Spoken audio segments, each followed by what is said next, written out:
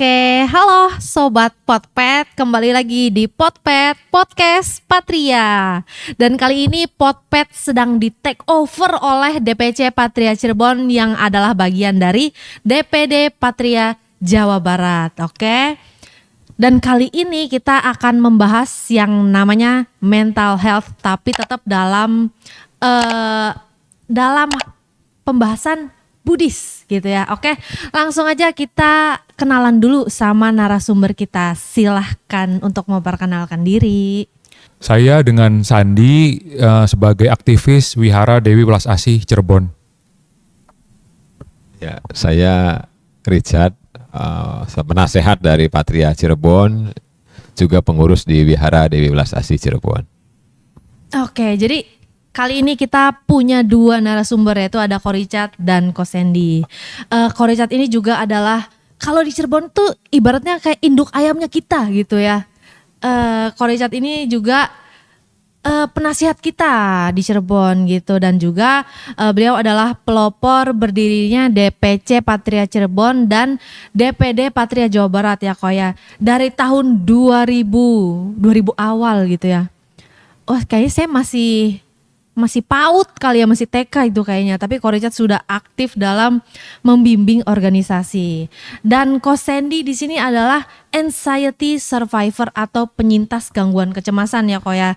Jadi semoga nanti pengalamannya Ko Sandy dan juga pengalamannya Ko Richard bisa membantu kita untuk menjadi orang yang lebih baik gitu ya, berdasarkan belajar dari pengalaman para narasumber kita ini. Oke, langsung aja yuk kita langsung masuk ke pembahasan tentang mental health atau apa ya, kejiwaan gitu ya, kesehatan mental.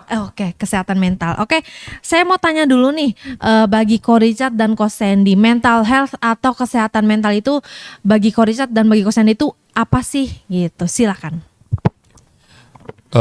Kesehatan mental itu sesuatu yang penting ya, terutama bagi Gen Z yang saat ini memang rentan terhadap kesehatan mental dikarenakan teknologi yang semakin maju dan mobilitas yang tinggi, sehingga semuanya kita dimanjakan dengan teknologi dan segala kenikmatan dan kemudahan. Di satu sisi kita akan menjadi rentan terhadap penyakit gangguan kejiwaan ya. Jadi kita akan lebih mudah depresi, cemas ketika situasi atau keadaan tidak sesuai dengan ekspektasi yang kita harapkan, seperti itu. Oke. Kalau misalnya dari Ko Richard gimana kok? Mental health itu apa sih? Ya, memang sih sekarang ini buat kita ya semua ya, tidak hanya generasi muda, memang agak repot ya, dalam artian kehidupan kita ini memang tidak pasti. Seperti yang dikatakan Sang Buddha kan, memang semuanya tidak pasti. Tapi buat generasi muda, ketidakpastian itu menjadi lebih terasa gitu ya, karena situasi kondisi ekonomi di Indonesia, kondisi dengan adanya medsos tadi, sehingga banyak orang melihat ilusi-ilusi ya, seolah-olah bahwa semua dunia itu orang lain indah, kok saya enggak gitu ya.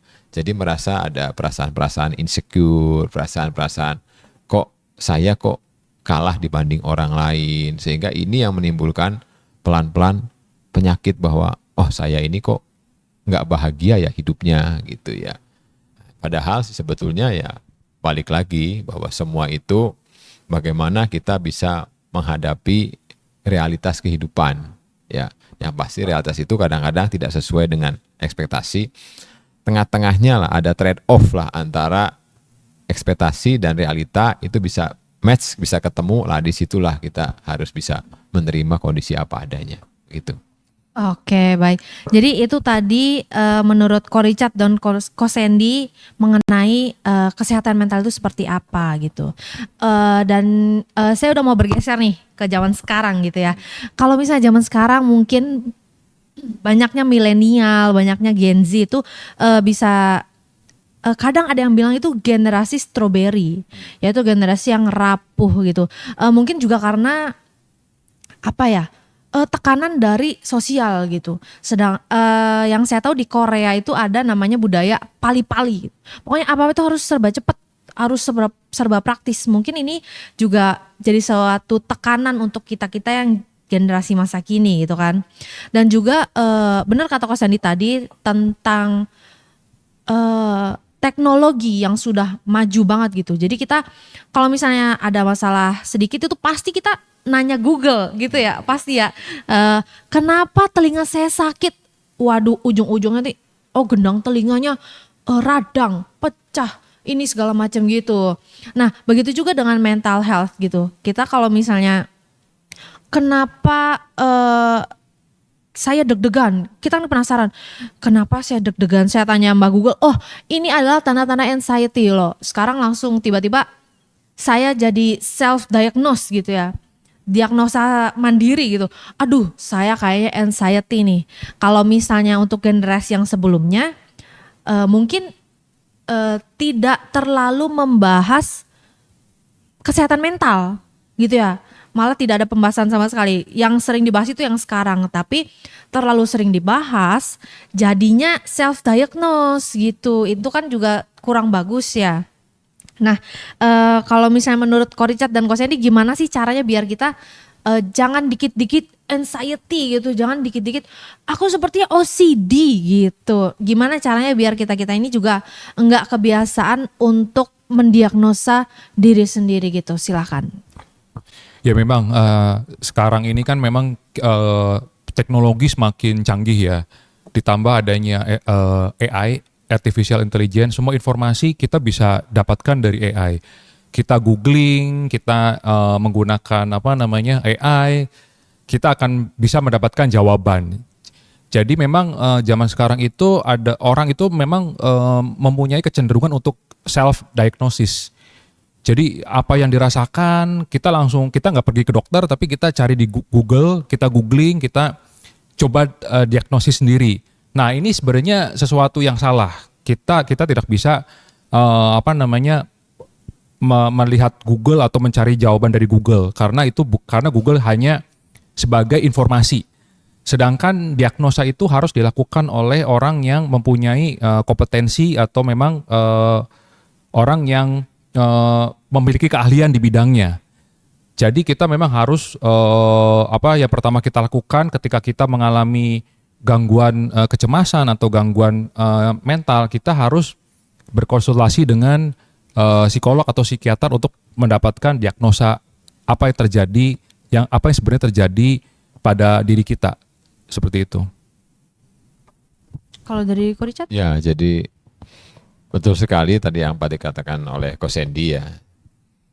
Kalau misalnya kita analogikan dengan badan kita ya, tubuh kita kalau kita sakit gitu kan, nanti kita konsultasi ke dokter kan nanya ke kita ya, sakitnya di mana, yang dirasakan seperti apa, kemudian dokter kan membuat tes-tes ringan begitu ya, diketuk-ketuk perutnya, kembung tidak misalnya begitu, dicek dengan stetoskop gitu ya, kemudian kita ada cek darah misalnya, ada CT scan apa, nah itu semua itu bertugas untuk menegakkan diagnosa supaya tegak diagnosanya. Nah, sama juga dengan mental health ini.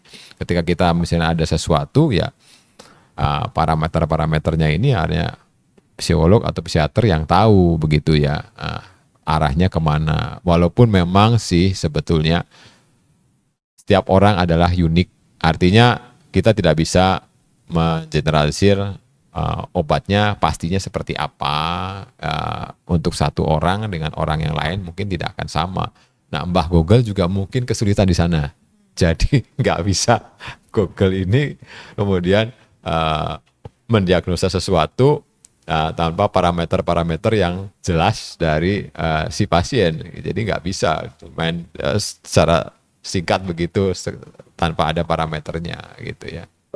Oke, berarti dari Ko Sandy dan Ko Richard ini jangan sampai kita punya pakar gitu ya yang memang expert pada bidangnya malah kalah sama hasil googling kita dalam 15 menit Iya, gitu betul, ya. betul sekali. Betul. Jangan sampai pakar-pakar ini dia jadi eh, terbengkalai gitu, kita nggak peduli. Aduh, saya googling aja deh gitu, free lagi gitu kan, nggak usah berbayar gitu ya. Nah, sekarang saya mau bergeser lagi ke Kosendi kok. Boleh cerita-cerita nggak pengalamannya Kosendi pernah mengalami anxiety sampai sekarang adalah bisa dibilang anxiety survivor atau penyintas gangguan kecemasan. Nah, saya mau tanya awalnya itu gimana sih kok?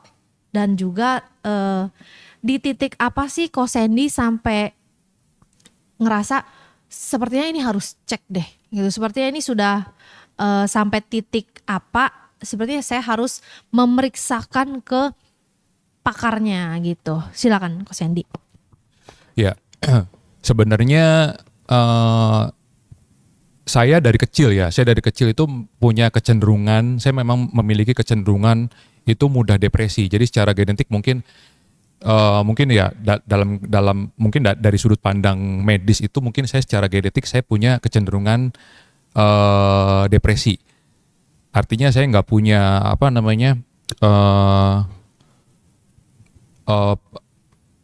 nggak punya stress handling lah, tidak punya stress handling. Jadi ketika ada satu kondisi yang menurut saya itu tidak sesuai dengan ekspektasi saya atau harapan saya akan mudah sekali terguncang. Itu sejak kecil karena saya cenderung perfeksionis orangnya gitu ya. Nah kemudian seiring berjalannya waktu, saya setelah lulus kuliah kemudian memasuki dunia kerja, itu mungkin tekanan dari pekerjaan dan banyak kesibukan lainnya yang menyebabkan saya semakin larut dalam pikiran-pikiran yang sebenarnya pikiran-pikiran kecemasan gitu ya, pikiran kecemasan tentang terkait dengan masa depan, tentang penyakit gitu. Akhirnya dari situ menumpuk sampai suatu waktu itu di tahun 2016 saya mengalami kecemasan yang begitu nyata sampai saya berkonsultasi dengan psikolog di Jakarta. Kemudian saya mendapatkan diagnosa kalau saya memang mengalami gangguan kecemasan. Kemudian saya diberi obat untuk satu periode. Tujuannya obat sebenarnya dokter mengatakan bahwa obat ini hanya sebagai istilahnya kalau dianalogikan itu sebagai tongkat. Jadi kalau kita lagi jatuh gitu kan, kita kan nggak bisa berdiri, nggak bisa jalan. Obat ini sebagai tongkat untuk bisa membantu kita berjalan. Tapi ketika kita sudah pulih, tongkat ini harus dilepaskan karena kita tidak bisa bergantung dengan tongkat selamanya. Nah dari situ saya memang konsumsi obat, kemudian saya juga dari konsumsi obat itu kan memang menekan ya. Jadi saya dibikin tenang secara obat gitu ya, dibikin tenang secara obat, tapi akar kecemasannya itu tidak hilang. Nah seiring berjalannya waktu itu karena mungkin pergantian perubahan situasi atau suasana, seolah-olah kecemasan itu tidak kambuh. Jadi dia seperti mengendap. Tidak sepenuhnya hilang tapi dia seperti mengendap. Sampai di tahun 2022 itu muncul lagi kecemasan dan kemunculannya ini lebih dahsyat dibandingkan sebelumnya, lebih parah lagi. Lebih severe gitu ya. Kecemasan itu lebih parah, tapi saya bertekad saya tidak ingin ke psikolog atau ke psikiater karena saya tahu kalau saya ke psikolog atau ke psikiater, saya akan diberikan resep obat farmasi dan kemungkinan saya akan bergantung selamanya terhadap obat-obatan itu karena saya merasa tidak bisa menemukan atau mencari solusi apa penyebab kecemasan saya. Nah, kemudian saya coba untuk googling ya. Ya, kan zaman sekarang kan informasi ada di mana-mana di Google. Jadi akhirnya saya googling bagaimana sih cara untuk menyembuhkan kecemasan saya. Nah, kemudian suatu waktu saya melihat YouTube ceramah Bante Panyawaro yang topiknya kalau nggak salah terkait dengan anicca. Nah, di situ saya merasa sedikit memberikan angin segar buat saya gitu kan, karena anicca itu kan membahas bahwa semuanya di dunia itu tidak ada yang permanen. Semuanya berubah. Jadi masalah atau pikiran-pikiran kita juga akan berlalu dengan sendirinya. Sebuah masalah, semua apapun itu, kesenangan, kebahagiaan, masalah dalam hidup, penyakit semua akan berlalu dengan sendirinya karena di dunia ini selalu berubah, tidak ada yang kekal. Di situ saya merasa sedikit memberikan angin segar buat saya gitu ya. Kemudian saya menemukan juga bahwa meditasi itu juga bisa menyembuhkan kecemasan. Nah, saya coba explore tuh meditasi terutama meditasi Buddhis ya, karena pertama kali kan yang saya dengar itu kan ceramahnya Bante Panyavaro. Jadi saya agak interest dengan meditasi Buddhis, meditasi Anapanasati ya, mindfulness meditation. Nah, di situ saya coba explore apa itu meditasi Buddhis. Kemudian saya coba praktekkan. Di situ saya tidak ada gurunya, saya cuman coba berusaha untuk memahami berdasarkan pemahaman saya sendiri. Meditasi Buddhis itu seperti apa gitu kan. Otodidak mungkin Otodidak, gitu ya. iya otodidak. Saya coba cari, saya coba memahami sendiri gitu tanpa guru pembimbing. Karena waktu itu saya nggak kepikiran untuk ketemu dengan Bante, kemudian berdiskusi, kemudian mungkin mencari apa namanya informasi terkait meditasi, enggak. Saya tuh melakukannya serba sendiri. Saya memang orangnya begitu dari dulu. Jadi kalau ada sesuatu tuh saya coba nggak ingin bergantung sama orang lain, tapi saya coba berusaha sendiri dulu untuk menemukannya. Kemudian dengan pemahaman yang seadanya waktu itu ya terkait meditasi, saya jalani tiap hari. Tapi saya punya tekad dan semangat yang kuat untuk sembuh. Jadi saya berusaha konsisten melakukan meditasi setiap hari gitu kan. Akhirnya sampai suatu titik itu saya memahami bahwa oh iya, meditasi dari sudut pandang Buddhis itu meditasi yang sebenarnya seperti ini loh, bukan meditasi yang mungkin pemahamannya secara awam itu kan. Meditasi itu kan ada yang memahaminya sebagai meditasi itu seperti ritual untuk memperoleh satu kesaktian gitu ya. abinya dalam sudut pandang supaya mendapatkan ilmu gitu ya. atau mendapatkan rejeki gitu ya, atau yang lain-lain gitu ya. Nah, ternyata meditasi di Buddhis itu lebih menekankan pada bagaimana kita menumbuhkan kesadaran terhadap pikiran-pikiran atau fenomena pikiran yang kita sebenarnya tidak bisa bendung. Jadi pikiran-pikiran itu sebenarnya kita tidak bisa membendung atau menghentikan pikiran-pikiran itu. Itu di situ saya mendapatkan dengan melakukan meditasi rutin itu, saya pada akhirnya saya merealisasi ternyata oh iya, ada satu keterampilan yang saya bisa peroleh dari meditasi Buddhis kalau dilakukan secara konsisten dan terus-menerus. Saya lebih bisa mengontrol pikiran gitu. Saya bisa lebih mendapatkan ketenangan, saya lebih tenang, saya tidak reaktif terhadap apapun pikiran-pikiran yang muncul gitu ya. Saya tidak langsung reaktif gitu. Yang pada akhirnya gangguan kejiwaan saya semakin berkurang gitu ya. Oh iya, saya juga mengalami pada saat awal-awal tahun 2021 itu saya mengalami panic attack. Jadi kalau panic attack itu dalam sudut pandang psikologi itu termasuk gangguan jiwa yang parah. Artinya disembuhkannya susah. Panic attack itu sangat sulit disembuhkan. Itu mungkin ya udah tahap yang tinggi lah. Udah cukup severe ya. Severe maksudnya udah cukup parah gitu. Dan dia nggak bisa disembuhkan tidak bisa disembuhkan dalam satu kali pengobatan atau satu periode pengobatan, nggak bisa. Itu membutuhkan waktu yang lama. Di samping itu juga membutuhkan harus mengkonsumsi obat terus-menerus untuk menghilangkan panic attack. Nah, dengan melakukan meditasi itu, saya merasakan bahwa panic attack saya itu berkurang. Jadi frekuensinya, intensitasnya juga berkurang gitu. Memang tidak langsung sembuh total ya itu, karena memang itu butuh waktu ya, bertahap gitu ya. Memang itu bertahap, tapi saya merasakan bahwa oh iya, meditasi Buddhis ini memberikan manfaat yang begitu nyata, terutama bagi saya. Seperti itu. Oleh karena itu saya memang saya meneguhkan diri saya untuk saya akan terus melakukan meditasi supaya saya tetap bisa menjaga kesehatan mental saya, tetap waras. Wih, keren ya. Berarti Ko Sandy sekarang melakukan meditasinya secara rutin gitu tiap hari? Iya, secara rutin. Boleh nanya nggak kok meditasinya itu hari ini deh atau enggak kemarin deh itu meditasinya gimana gitu. Misalnya paginya berapa menit Iya. gitu. Boleh ceritain nggak? Ya. Kalau meditasi sebenarnya kalau saya melakukan meditasi itu setiap harinya 2 kali, jadi bangun tidur dan sebelum tidur. Biasanya saya lakukan itu durasinya 20 menit. Jadi 20 menit setelah bangun tidur, kemudian sebelum tidur saya lakukan 20 menit. Dan yang paling penting itu meditasi itu bukan kita jangan memiliki mindset kalau pada saat kita bermeditasi kemudian kita nggak bisa konsentrasi, nggak bisa fokus, kita merasa nggak bisa tenang, nggak bisa damai, banyak pikiran. Oh kita langsung berpikir bahwa meditasi saya gagal. Itu enggak. Meditasi itu bukan seperti itu. Meditasi itu seperti kita berinvestasi, seperti kita menabung.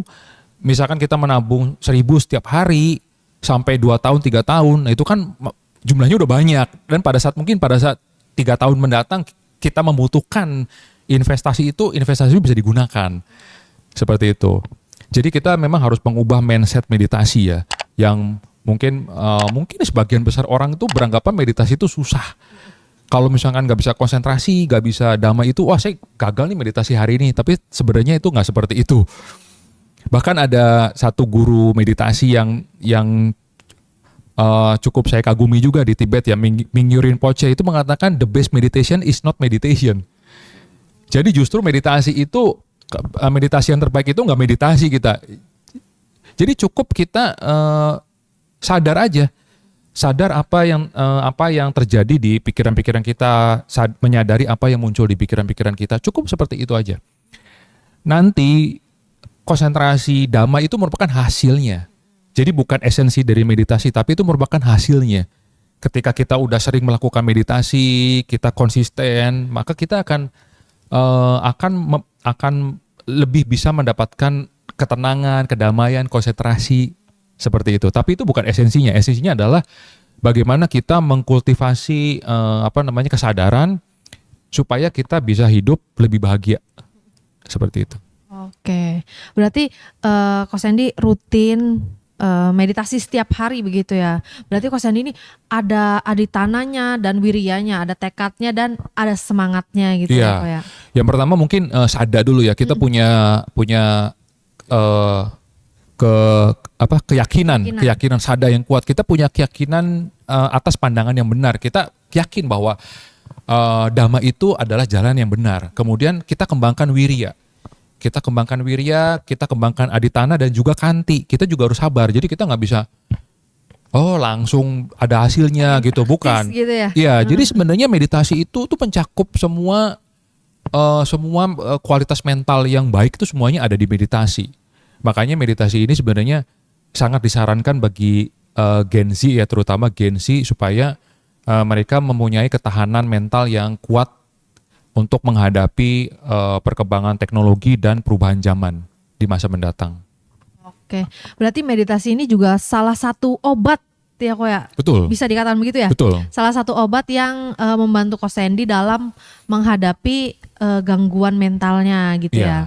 Nah, saya juga pernah baca gitu ya Ko ya, kalau misalnya pikiran ini bergeraknya sangat cepat gitu. Dan juga pikiran ini dia suka berpindah-pindah gitu, seperti kera gitu, dikatakan begitu ya. Nah, meditasi ini mungkin membantu kita untuk menghandle si kera ini gitu ya, untuk setidaknya kayak melatih dia gitu loh, melatih bagaimana Ya. cara kita menjinakkan si kera ini begitu ya. Betul. Kalau misalnya dari Ko Richard bagaimana kok? Oh ternyata meditasi ini sangat berpengaruh ya dalam Ko Sandy menghadapi kesehatan mentalnya gitu. Saya dengar juga kan Ko Richard rajin meditasi juga di rumah, saya dengar ya. Soalnya saya ada dengar rumor begitu gitu. Kalau misalnya menurut Ko Richard bagaimana kok meditasi dalam membantu gangguan mental gitu? Ya, jadi menurut saya memang buat generasi muda ya, terutama generasi muda Buddhis ya, seharusnya sih kita ya nggak boleh kena ya, nggak bisa kena gangguan mental, karena agama Buddha ini unik ya, dari awal sudah cerita anicca dukkha anatta ya, anicca dukkha anatta artinya ya udah dikasih tahu bahwa segala sesuatu ini pasti anicca, segala sesuatu itu pasti tidak memuaskan, ya segala sesuatu tanpa inti. Itu dari awal kita pertama kali mengenal agama Buddha selalu itu yang diulang-ulang gitu ya. Nah, jadi mestinya itu yang menjadi, ya kalau misalnya kita ada sesuatu yang tidak sesuai dengan harapan, tidak mengenakan, ya udahlah itu bagian dari anicca begitu ya. Jadi itu menurut saya perkenalan awal agama Buddha yang dikenalkan atau yang pertama kali dibahas dalam agama Buddha adalah hal itu. Sehingga buat generasi muda kalau bisa memahami 3 hal ini ya sudah mestinya sudah punya minimal pengertian yang benar ya tentang kehidupan kita ini.